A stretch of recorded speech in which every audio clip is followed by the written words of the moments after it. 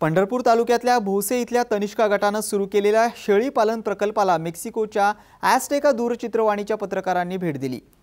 भोसे इथल्या तनिष्का गटप्रमुख डॉक्टर मृदुला तळेकर यांच्या मार्गदर्शनाखाली कार्यरत असलेल्या तनिष्का गटाने 2 वर्षात अनेक सामाजिक उपक्रम राबवलेत। दरम्यान महिलांना स्वयंरोजगार मिळावा यासाठी तनिष्का गटाने भोसेमध्ये बंदिस्त शेळी पालन प्रकल्प सुरू केलाय। तनिष्का गटाने सुरू केलेला महाराष्ट्रातला हा पहिला प्रकल्प आहे। याच प्रकल्पाची माहिती घेण्यासाठी मेक्सिको येथील न्यूज चॅनलच्या अँकर ॲना मारिया आणि त्यांच्या सहकाऱ्यांनी या प्रकल्पाला भेट दिली आणि या प्रकल्पाबद्दलची माहिती घेतली। तनिष्का गटाने मोठ्या उत्साहात या सगळ्यांचं स्वागत केलं आणि त्यांना प्रकल्पाबद्दल माहिती दिली। ॲना मारिया यांचं स्वागत आपल्याला आहे।